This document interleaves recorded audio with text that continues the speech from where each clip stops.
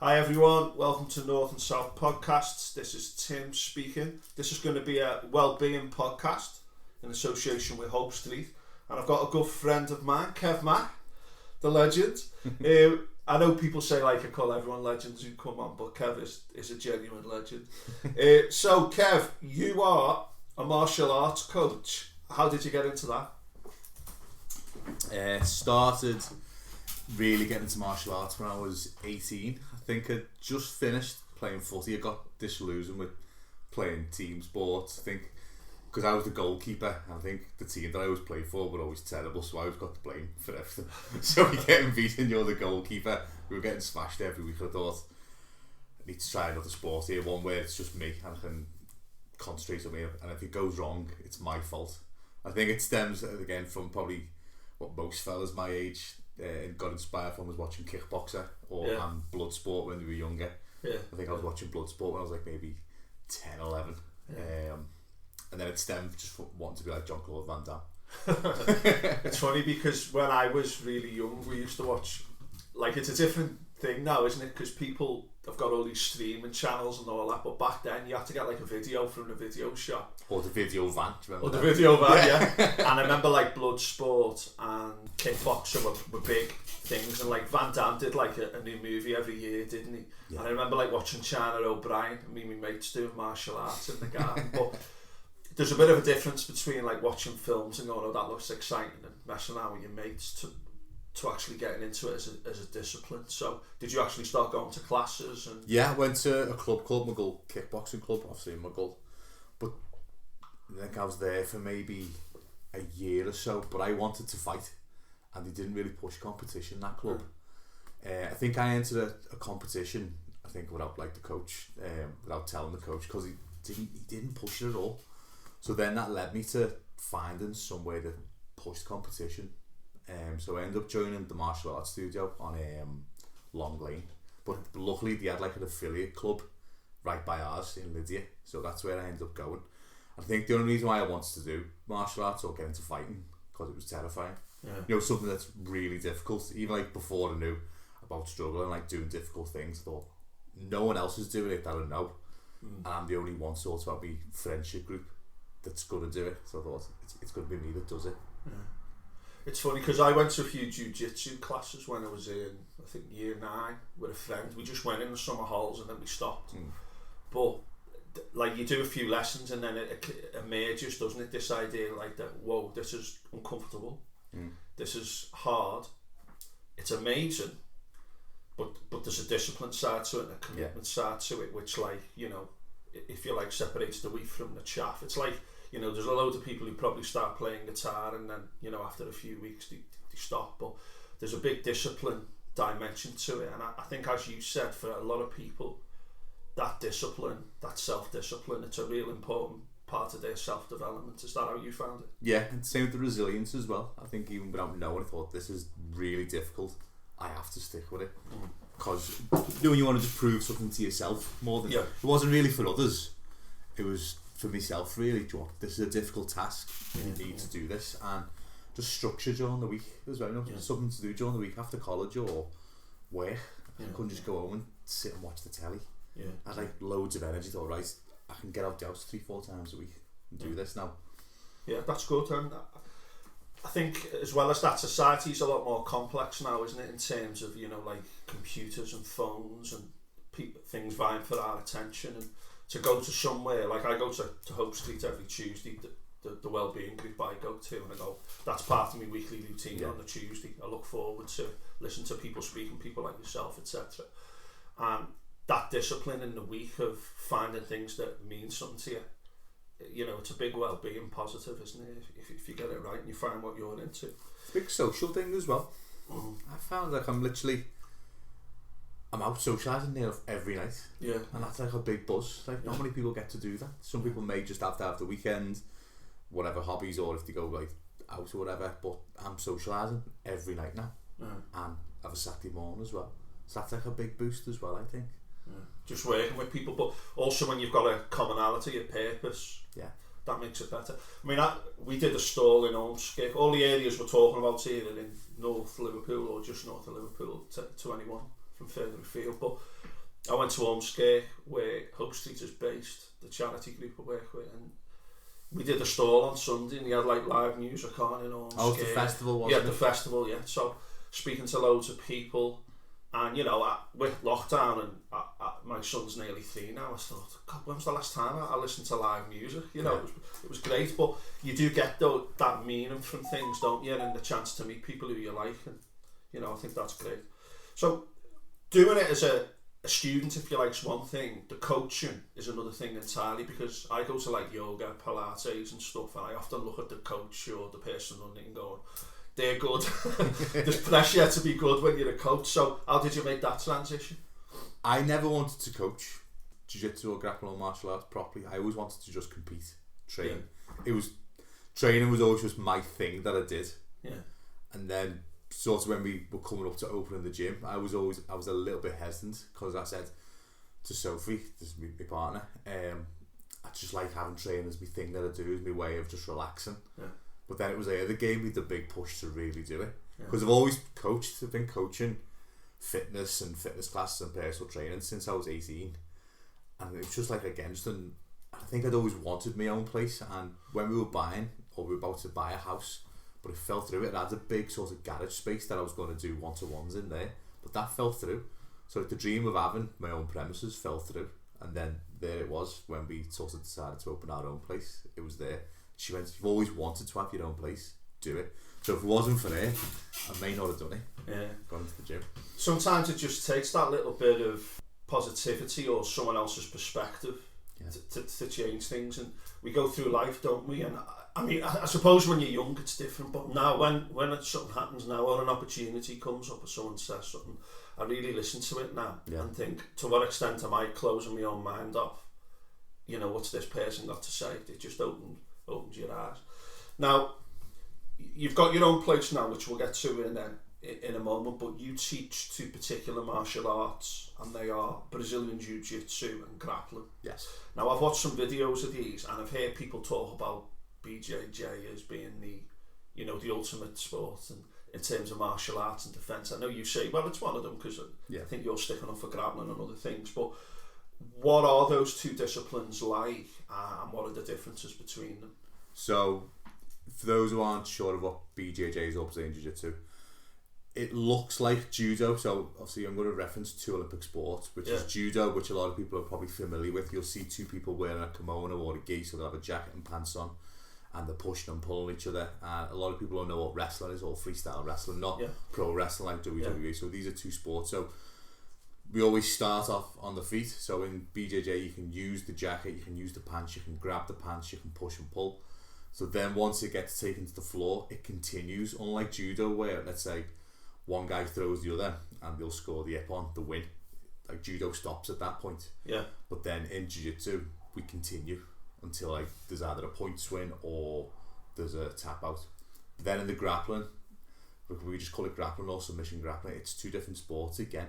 So in the grappling classes or the wrestling classes that we do, we don't wear the jacket or the pants. We wear shorts, a t-shirt, or like it's called like tight fitting tops, like rash guards. So again, it's a different sport again, so obviously you can't grab the clothing in that. So that looks probably similar to more freestyle wrestling that people will know, but again it then continues on the floor. So there's no gripping of pants or clothing in that. People think it's the same. A lot of clubs will call it just no-gi Brazilian Jiu-Jitsu, but it's 2 different sports. I think well, the way it's gone now, it's turned into a completely different sport in its own right now, without the jacket on. So when you go to the floor, you say points wins. A coach is watching and giving points, and after enough points have been accrued by one of the combatants, they say, right, you've won. Is that how it works? No, so in tournaments you can either win by submission or you can win by points. Right. So each position has points attached to it. So a takedown will score 2.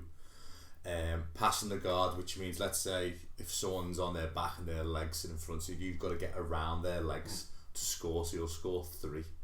There's a knee on belly, which is obviously knee on belly, that scores 2, and a mount scores 4, and a back control equals 4 points again.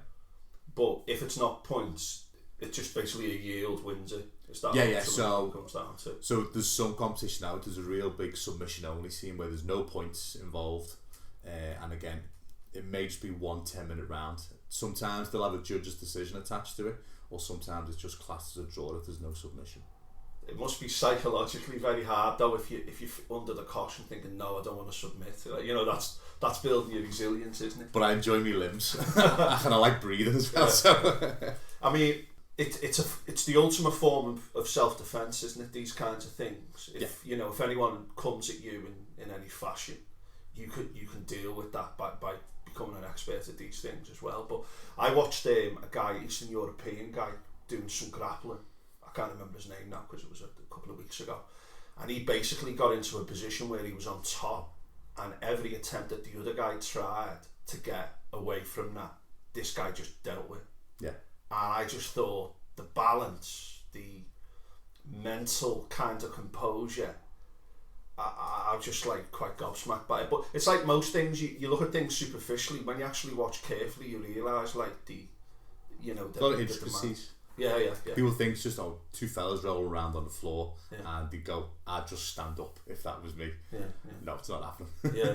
Well, one of the guys was trying to do that and get out of it, and this other guy just did not allow this guy to get out of that position for like about 4 or 5 minutes. I was just like, that's incredible, really, you know, the combat. But you can see the guy underneath was tiring as he was thinking of ideas and he weren't working. You know, there's a mental aspect to it too. But I mean, it was fascinating, and I would recommend people to watch BJJ and grappling online and just see what you think of it. Even if you're not thinking about taking it up, have a look, because it's a whole new world, isn't it? You've got to think. I think you've got to be quite intelligent. Most of the top grapplers in the world, they're all very intelligent people, because you've got to think under pressure, when obviously then someone may be sitting on your chest and you're fatiguing, and obviously then gravity's working against you, and you've still got to mentally compose yourself to try and escape and then try and win as well. Yeah. Fascinating. But I was really interested in it, and I know I've heard quite a few people say about it, you know, in terms of self-defense, but also personal development, mental discipline, and also the physical aspects to it all as well. So where's your gym then? You've got a mat space and a gym, haven't you? So where have you set up the gym that you've got now? So we're in Skelmersdale. It's a place called Pimbo Industrial Estate. Yeah. We're in one of the garage units there in Peel House. Yeah. So we've got quite a big mat space, and attached to it, in the rest of the unit, we've got a strength and conditioning area. So we've got squat rack, we've got cables, we've got punch bags, we've got free weights, dumbbells, slam balls, tyres, mace. So it's a full area now that we have 3 full-time PTs working out of the gym now as well. Cool. So people can drop in and do gym there, work with PTs if they want, but also do the classes as well. Is it that kind of? Sort of. It's more of a closed members gym now, so right. You can't just walk in. Oh yeah. So. But obviously the guys, if they're having a PT, obviously the PTs bring their clients and obviously they use it. Yeah. But it is for the members only. It's only them that can use it. Yeah. Cool. So Skelmersdale again, it's a new town, just I think it's northeast of Liverpool, isn't it? And about 6 miles, 7 miles away from Liverpool. Yeah, it's quite well positioned actually, in terms of there's quite a few places around that aren't far from Skelmersdale. There's great motorway access. There's the M6 and then there's the 50, literally wrapping around it. Yeah. It's quite a nice drive into Skelmersdale as well. You know, it's like a new town. There's loads of roundabouts and stuff, but I actually like. Yeah, that's it. But I like cutting through, and I think it's a nice space. So January 2020 you were involved in this gym at that point, weren't you? And then of course COVID came along. What happened then? How did you deal with that situation? To be honest, it was just the world came crashing down. It wasn't good. We'd been open for 3 months. We were slowly picking people up. We had a good member base already. I think there was maybe 20-25 members at that point. And then obviously the world shut down. But luckily, near enough everyone carried on paying their membership. So we weren't sort of relying too much on income, because we were only subletting a space. So there was another, we were just renting we're currently in the space where we were. So again, we were subletting off a guy who had the lease, and we were just in his gym helping him pay the rent to his lease as well. So luckily we weren't too reliant on memberships, but thankfully everyone near enough carried on paying. But in terms of dealing with lockdown, wasn't great, because like sort of all my work stopped, and then you sort of like attached to your work. It's like purpose, isn't it? So when obviously there was no teaching for me, there was no DJing, there was no grappling, and again all my social life sort of went. So it wasn't good for the first couple of months. Yeah, no, it was a tough time. I got paid throughout it, and my partner Phoebe was on maternity leave, and we were quite lucky. But then her maternity leave ended still during lockdown, and then she wasn't entitled to like maternity pay. Yeah, it was only statutory, so we went a few months without that income. And there's so many permutations that affect so many different people in so many different ways. You know, it's very difficult. But you do a bit of DJing as well. Are you still doing that on? Yeah, still doing that. Maybe now do 2-3 gigs a month max. Yeah. That's it. I don't like staying up too late no more. Yeah. So I've got a residency in a place called the Mustard Club in Ormskirk, and they've also got a bar in Chester as well. So I flare between the two of them. Oh, that's good. So I've done that since I was 18. Yeah. We'll put details of the gym and your DJing as well on the notes afterwards. But you know, it's good to be involved in a few different things, isn't it? So that loyalty from the clients, because you're offering something special. I mean, there's things I'm into and like things I subscribe to, and because I like those institutions or that service. When you're attached to something, you don't resent like paying for it. You know, if you're not necessarily using it because you know, well, it's COVID and I'm still loyal to that kind of thing. I think that's an important part of it as well. But when you got through that first lockdown, how did the second one impact on you in early 2021? Because in late 2020 something happened in terms of the lease, didn't it? Yeah. So the guy whose gym it was at the time, Vaughan, who had the lease, he decided to change premises. Like his partner had a hairdresser's the other side of town, and they had a room or a floor space that became available, and he thought, you know what, I'm going to downsize and put him and his partner's business all in one space. It made sense for them just to have one unit between them.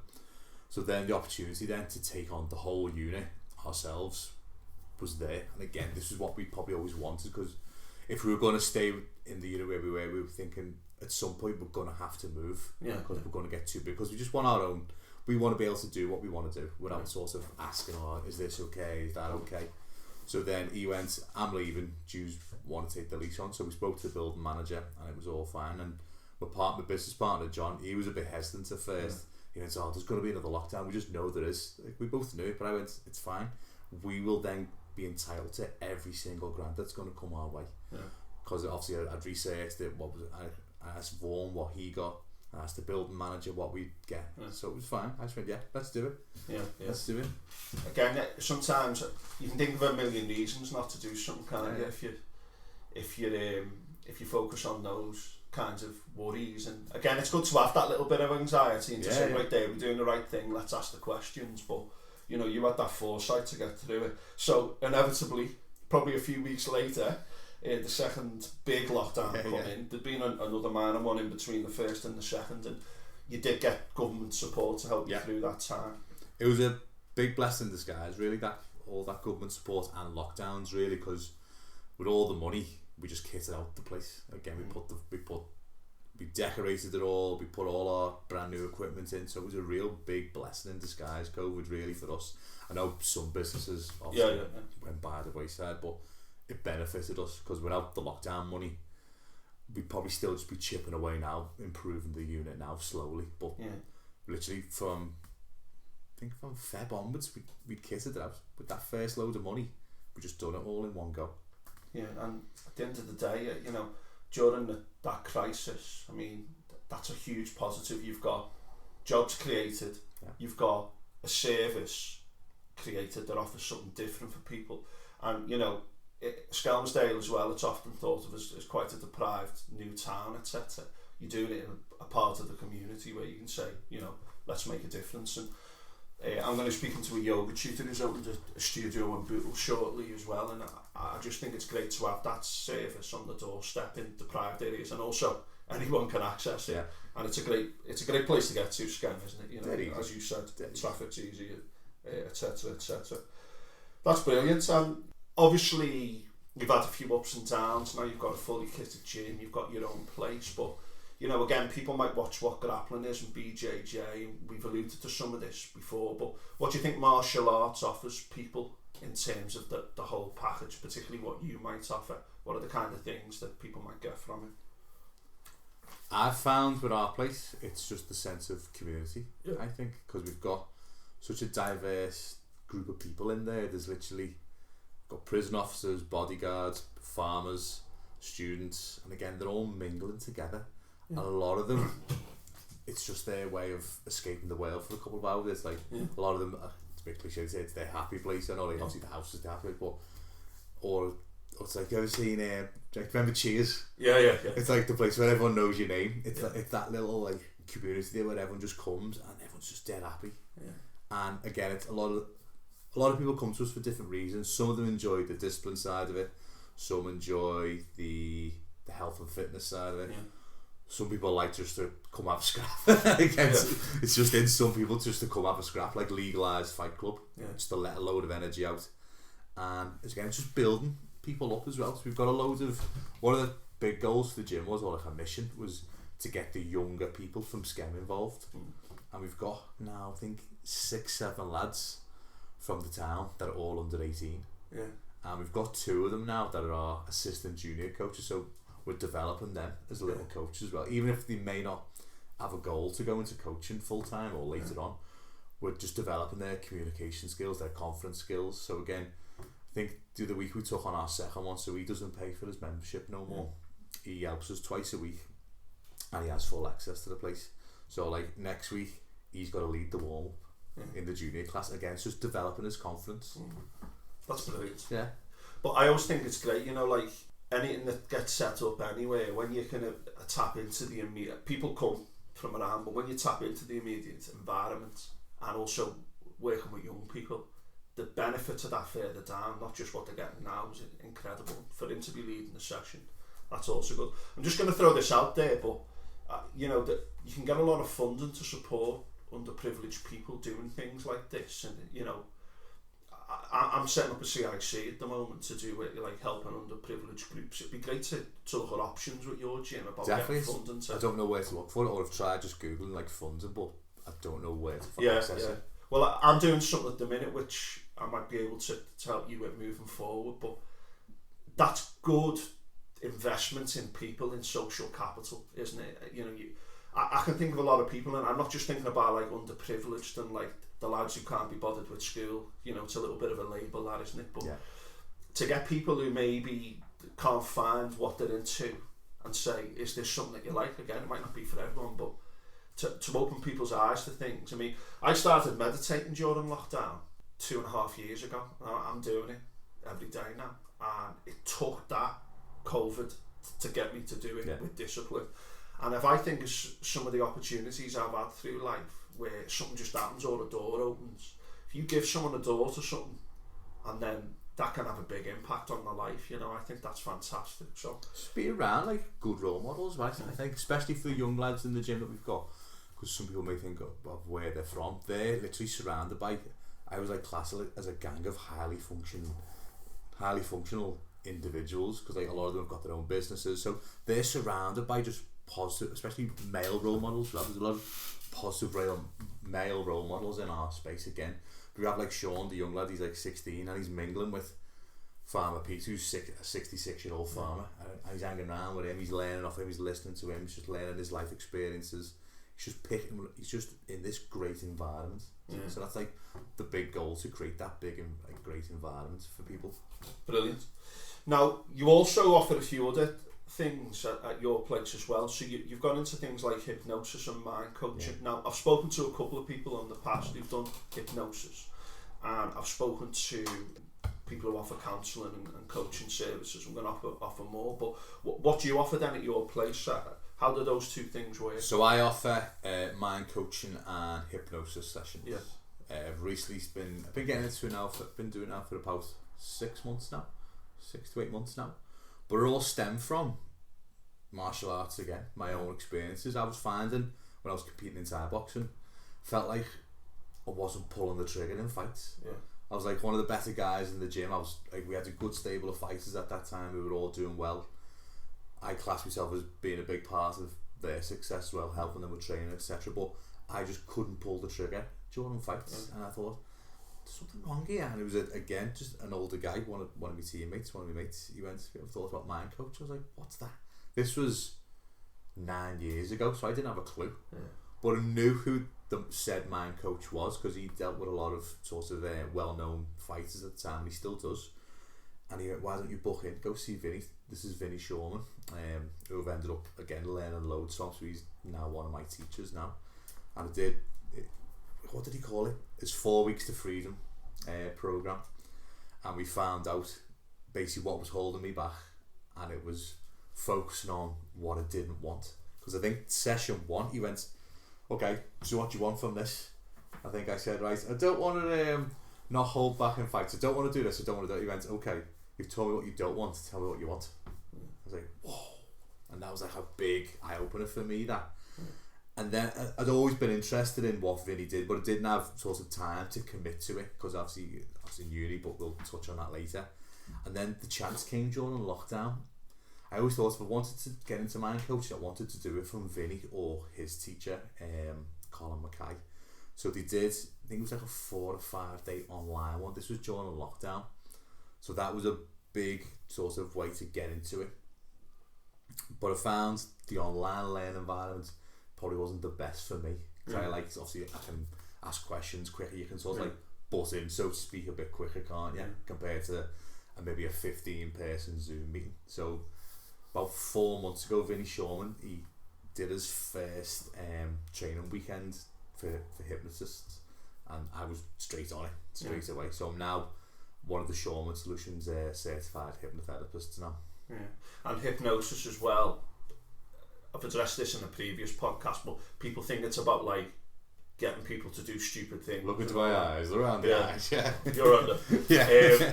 Whereas it's basically about accessing deep relaxation. Yeah. And then once you're in a deep relaxation state, then looking at things that maybe affect you. Is that kind of how it works? Yeah. So obviously hypnosis is just getting someone really super relaxed, and then you can then start the positive suggestions to like the subconscious mind will probably take it on board even more once you're relaxed, compared to if you're in like a state of panic, you're not going to take on any positive suggestions, are you? So again, it's just really relaxing someone, building. Maybe so in my sessions we'll spend maybe 5-10 minutes just chatting, so I'll be able to like build a good rapport with them, and then we can start to get into the relaxation stuff. Good stuff. And in terms of the mind coaching, does that work slightly differently? Is that about examining the positive thoughts rather than the negative thoughts? Yeah, so again, it's going back to what they want, really, so what they want. And again, we'll use NLP techniques, so neuro-linguistic programming techniques, so that's what the stuff that I'll use. Yeah, I'm going to get an NLP expert on soon, and I've spoken to a few people who've used NLP.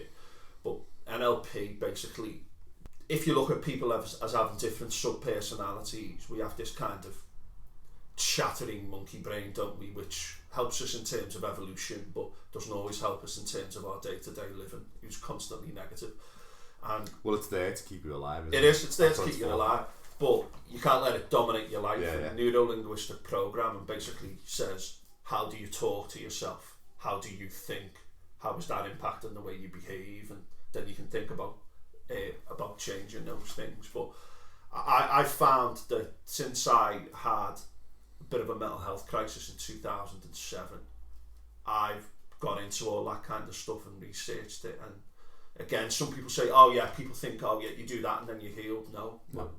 We never get to the ultimate end as human beings, but they can help us on our journey to get better. And I would encourage everyone to check out mind coaching, hypnosis. Might not be for you. I've done a hypnosis session. I've done plenty of coaching, and I've found them useful. Sometimes it might be the person that you're working with and the way you are at that time, but I would recommend people getting interested in that. There's still a little bit of a taboo, isn't there, about discussing things that maybe we find difficult, and I see it particularly in the older generation where we don't talk about things like that. And I think it's better now. Like, you go into schools now, they talk about mental health all the time in schools. When I went to school, if you had mental health problems, you were a weirdo, or you were locked up. And I think it's good to have this out in the open and to be offering these services. Don't talk about your feelings.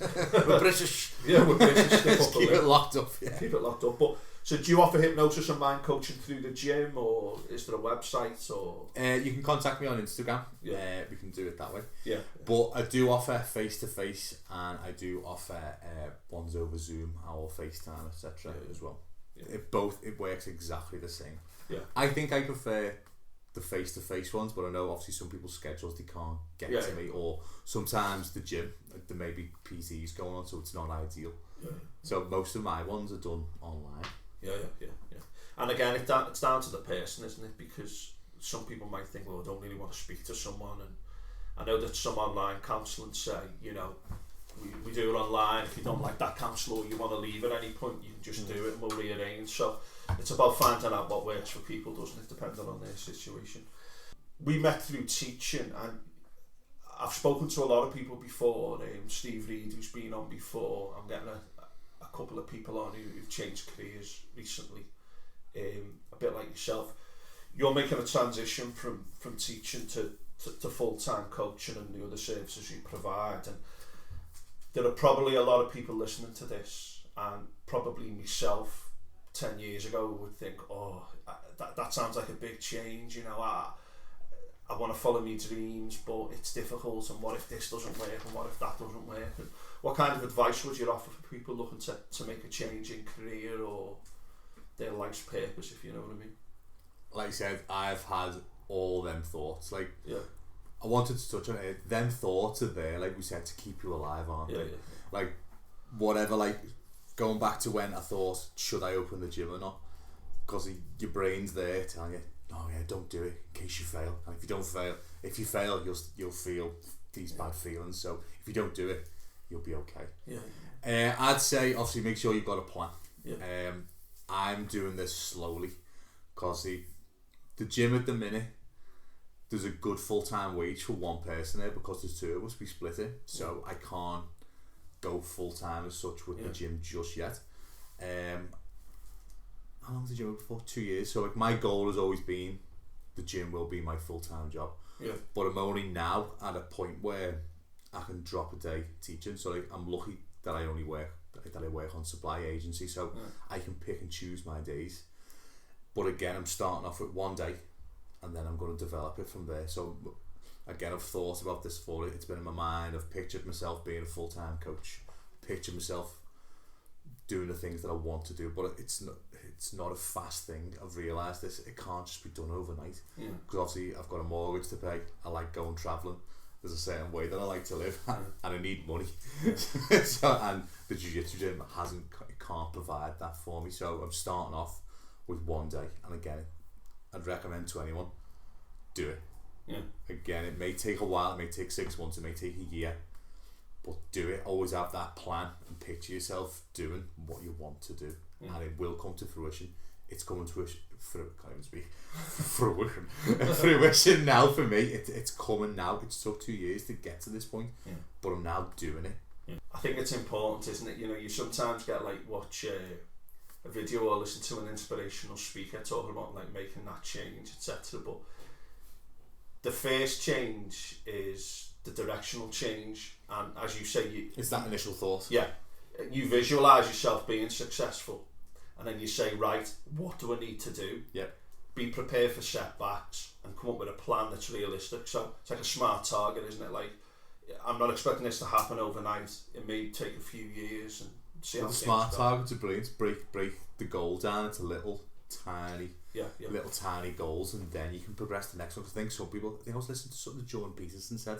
People have the goal, and he said, aim a little lower. Yeah. So if that means that's a little target, then isn't it? That's like, you may have the initial goal, which is maybe 10 steps ahead, but what's step one? And that's your first little win to doing that. I think that mindset change towards making little steps towards things, even if it's exploratory, things might work against you, and you think, I must admit, I'm setting up my CIC, me community interest company at the moment, and over the last 3 weeks since I've wrote the bid, I've had all that negative stuff. This isn't going to work, you're not good at that, coming into my mind. You just stay nice and safe here, do what you're doing. Keep doing what you're doing, this is what you know, don't go outside the cave, there's tigers out there or whatever. And the mind, like some people don't realise that internal chatter, it all has a positive intent. You may not realise it, but then once you realise that's your brain, it all has a positive intent. And it gets you to think about what you're doing and to set that specific, measurable, achievable, realistic and time limited smart targets. And smart targets, people can Google that. And the other day, I'm off at the minute for 6 weeks. The other day, all summer I've been planning on like updating my targets, and the other 2 days ago I went on the computer and I wrote all my targets down and thought about the little things. And I actually reviewed one I wrote 4 months ago and I go, I've done that. And you lose sight, don't you, of the bigger picture. But making those little changes. Before 2007, I think I would have listened to that negative voice all the time. Do what you do, you know.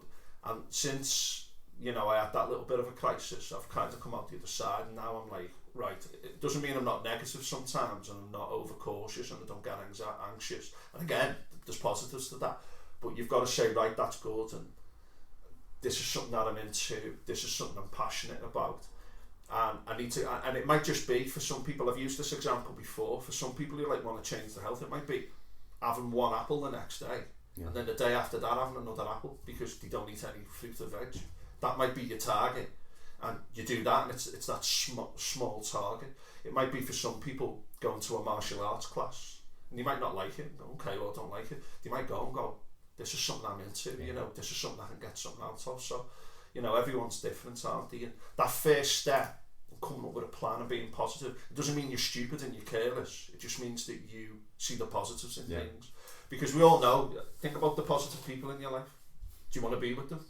Yeah. Think about those negative people. Do you want to be with them? No. You know, which isn't to say I have people who say, oh, wait there, have you thought about this and that? I'm grateful for that. But you've got to be careful where you get your info. But I find going back to like certain teachers, all they do is moan about their job. I think, why don't you leave then? Do something else. Be happy. I'm not just being happy. The amount of like little jobs or little like contracts or gigs that I've like obviously taught in loads of gyms over the years, and there's been points or like, and then I've had residencies in certain bars where I'm not enjoying it no more. That's it, I'm done, I'm good. And then literally another opportunity is there. It's weird. Like once you can grasp that, let's say if I'd have stuck in all these working, doing these classes or working in these bars, I'd still be there, just really unhappy. And then nothing else that I've got now would have came about. And again, sometimes when those opportunities come, I mean, I had a great opportunity. I'm going to speak to people about this at a later date, but I had a great opportunity come up to me about like 9 to 10 weeks ago in terms of my career and stuff, and I thought, wow, where did this come from? This is the kind of thing that I'm into.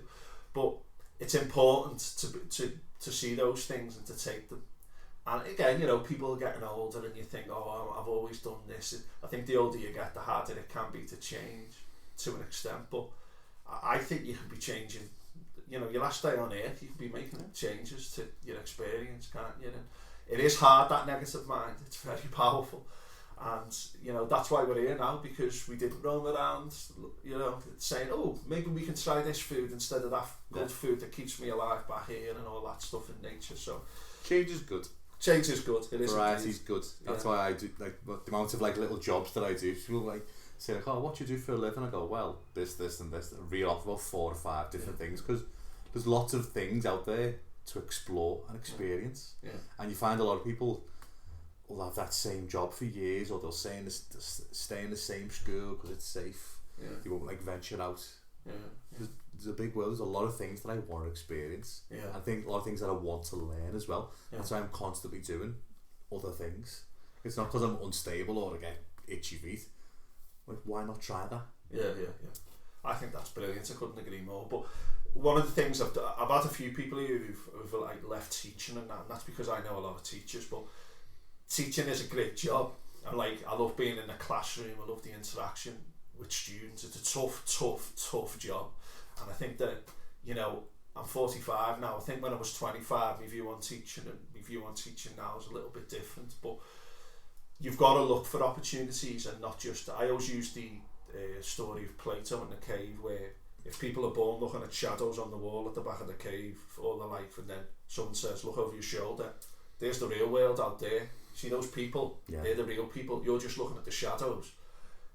Plato said, 2,500 years ago or whatever, most people would just go back into the cave and keep looking at the shadows because that's what they know.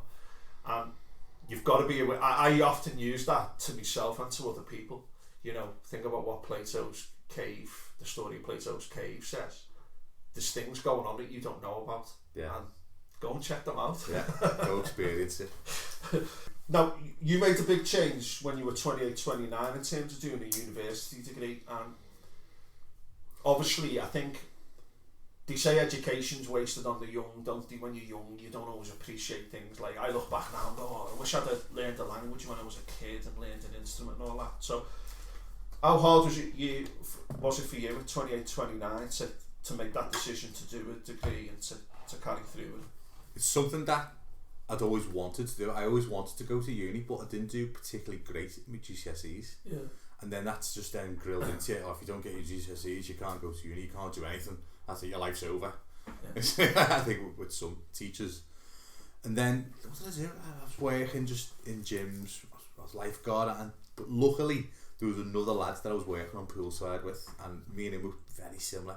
And we'd always spoke about wanting to not work on poolside. Obviously, working as a lifeguard's brilliant, but obviously it's not something that I didn't want to do for the rest of my life. And again, he always said, how can we get into uni? I always want to do it. So the pair of us made a little pact to then research how to get into university as a mature student and how we went about it. There was options there for access courses, there was options to all go straight in. Luckily, I didn't have to do an access course. Yeah. One of the options was, because we both said, find out the course leader. So I emailed the course leader at Edgill, said, look, mature students, I want to do the PE in sport degree. These are my qualifications. I've got no A-levels, I've got no maths or English GCSE. What are my options? But I've been coaching with kids for years, doing sport, coaching for years, and then come in and we'll have a chat. And the outcome of that chat was, he said, you could do an access course if you want, but you could start this September if you want. I went, go on, how? He went, do me an assignment, and if it's up to first year standard, you're in. It was like, oh, yes! Instead of then having to wait a year, because I think I'd been into the university as well, and I'd spoke to some people in, I don't know what department it is, like getting into university. They said, oh yeah, you'll have to do a year. I thought, oh, there's got to be a better way. So obviously then done the assignment and passed it, and there I was. I'd started, I was in, and then what did I do? Quit my job, and then we went travelling for 5 months, and then started uni. Yeah. It's like I said, it was always something that I wanted to do, but I just, again, that negative mind it just took over. Oh, you haven't got your A-levels, you haven't got your maths and English, you can't do it, you'll never get into university, you'll just be doing this and this. But again, I think having that positive, that other person who wanted to develop himself, really spurred me on. Again, just from a conversation, just stood at poolside while we're meant to be watching people swim. Probably someone could have drowned that day. Me and him were conspiring how to get off the pool. And again, I think he ended up doing an access course, but he did it in 6 months of a night. And we both started uni in the city. He went down to London, I went to Edgill. Yeah. I think that accountability partner idea, though, it's strong, isn't it? When you say, right, let's do this. And I had a colleague once, probably last year in school, and we were both having issues with a few students in our classes. And one day I said, right, what's the problem? And she told me, and I wrote it down. I said, right, what do you think you need to do? And I wrote it down. She went, oh. And she said, what's the problem with your class? So I told her, and she said, what do you think you need to do? We wrote it down. And all of a sudden, we both supported each other to get a plan. Instead of the negative thinking, we said, yeah. And just keep it to yourself. And then over the next few weeks, you're saying, how's it going with that person? You know what I mean? But that's a very small scale example. But that accountability partner where you go, right, let's do this. But the other thing I'm getting from you, Kev, is that initiative. You emailed the guy. Yeah. You said, right, I'm going to email him now. And that kind of, when you meet people who go straight to the source. Yeah. That's the worst that can happen. I was talking to someone once about something, just about helping them with something. And I remember anyway, she just went, well, right, she was on the blower straight away, and I just thought, you're one of them people who just gets things done that need to be done. I always say to people, If you're playing tennis, say the ball to your opponent, if they don't reply or they can't get it back over the net, I don't mean it necessarily a competitive thing, but you know, like if something needs to be done, make sure you're not the reason why it's not getting done. Do you know what I mean? I just think that that's so fundamental. But I think the initiative you showed and the accountability partner thing there, you know, kind of got you going with. Do you think that helped you with a lot of the changes that came later because you'd done that? Definitely. Yeah. Definitely. And then when I was in uni, again, I had an accountability partner. There was a guy, he was a little bit older than me on the course. He was, how old was I? I was 28 or 29 and he was about 35, 36. And me and him formed like this little team. Yeah. And again, we helped each other, we got each other through the course. Because you had that someone to bounce ideas off, swap resources with, swap references, all like the university kind of stuff to bounce off with. Yeah, that's important as well, because when you're in the thick of it and you're stressed, you just don't think clearly, do you? As much as you do. What we'll do is we'll put your Instagram in the notes as well about the coaching, the hypnosis. We'll put the gym details down. We'll put links to your DJing. Mustard, is it in Ormskirk? Yeah. I'll have to check that out. And any private parties that might get booked in. Weddings, Christmas, bar mitzvahs. What was the name of the guy who did that 4 weeks to freedom? Vinny Shawman is my teacher. Yeah, I mean, people might want to Google some of those people that you mentioned as well. And I think the message of this is, regardless of where you are in life, you've got choices. You don't always appreciate it. It might seem hard, but those first steps are just so important. Now, are you still interested in doing a relaxation technique, or do you want to talk about it? Yeah, I've got one. Cool. A really easy one. In fact, you can be the guy that does it. Okay, well before we do I'll do it on you in a sec. Cool. Before we do that relaxation technique, just want to say thanks to Kev for his inspiring talk.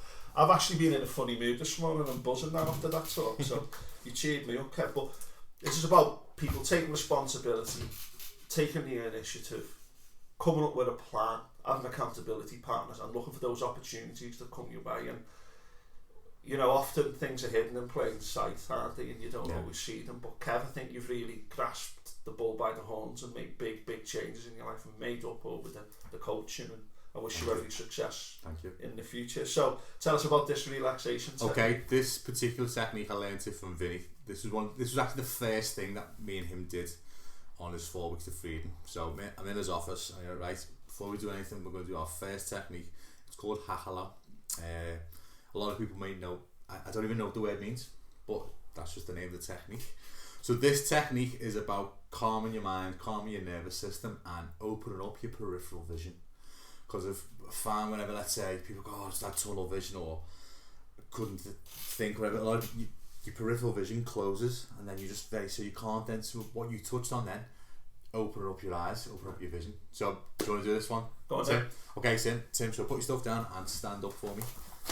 So anyone can do this technique, okay? So what I want you to do, Tim, is just relax yourself, feet shoulder width apart, and look above your eye line for me, please, Tim. I want you to focus on a spot on the wall that's just above your eye line. Can you find that spot for me?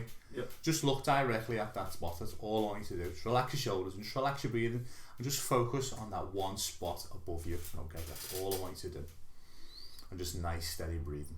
Keep your eyes focused on that one spot.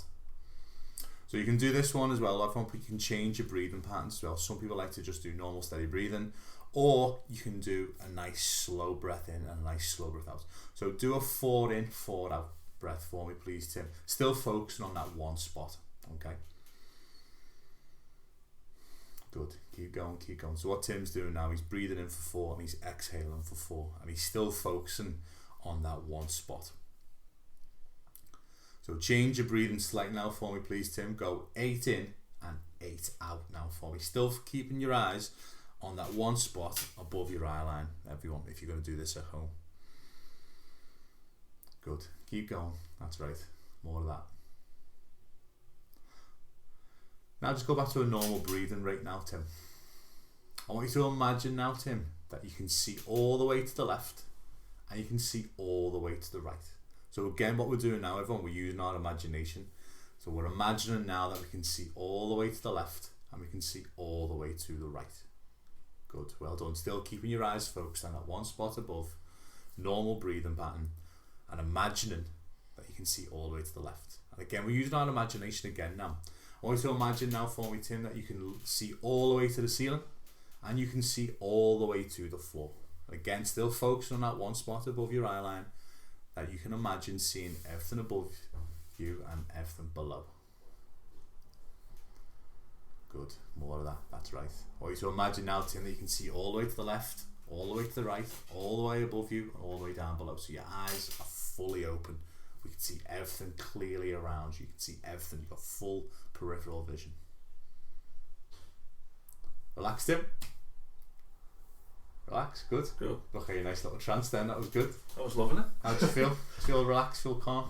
Yeah, the posture, the standing posture was very neutral.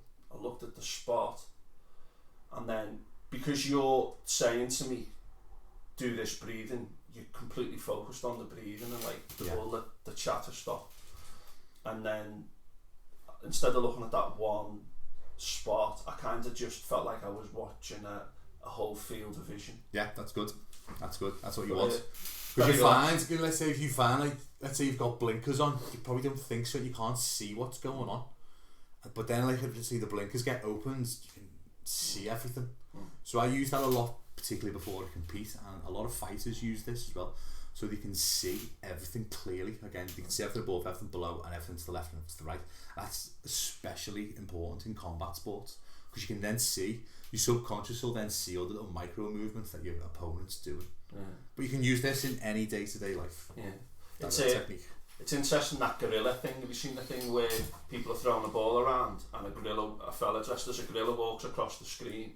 No. And 50% of the people watching, you have to count how many times the ball gets thrown. 50% of the people watching don't see the gorilla.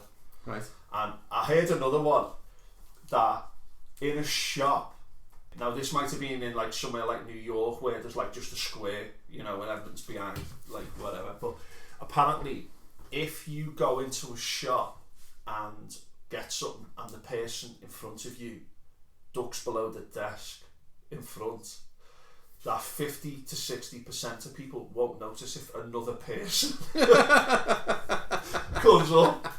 And like, I think is it RRAD or whatever is what in our mind what we choose to focus on, and it just goes to show how limited. I mean, it's useful because this again, evolution. What's that over there? Is that is that a something trying to kill me or whatever? But you miss these details, don't you? And the mind, it's funny how it works and how it misses like these key things. Getting in the zone, I think what that activity does there is it encourages you to get in the zone, the present moment, like experience your body, your breathing, your awareness. Because if you're in the present, you're not going to get anxious then if you're in the present moment. Because like your anxiety is the fear of the future, isn't it? I was listening to a good meditation the other day by an Australian, a Buddhist nun or whatever, but it was a 20-minute meditation, and every now and again she said, that voice in your head now, she said, just ignore it. And I was like, wow. So I listened to it when I was walking around, and I was like thinking, no, I'm not thinking about that now. No. It's just so empowering, isn't it, to just get into the present moments where we live our lives. I think that's fascinating. But I really enjoyed that, Kev. That was boss. I enjoyed it. Good, thank you. Brilliant. Anything else you want to mention before we finish? No, I think. Oh, a little disclaimer: don't do hackalab when you're driving, or if you're listening to this podcast while you're driving, maybe like fast forward, it'll stop. Okay. That's good advice. So, Kev, thanks again. Very inspirational. Cheered me up no end today. Bit down this morning, and all the advice that you've given there, it's just fantastic life advice. Very positive. Wish you the best of luck moving forward. Come back on again in the future. Definitely. Tell us how you do. Definitely, thank you. Thanks everyone. Again, you know the story, everyone. If you can follow me on Twitter, like and subscribe on Spotify, YouTube. If you can make a monthly contribution for the price of a cup of coffee once a month, makes a big difference to me. It means I can get people on and spend time researching and spread the word and get happy and try to live in the present moment today. We'll have people all over the world now, Kev, doing that meditation, looking up to the sky. So the revolution starts now. See you later, folks. Bye.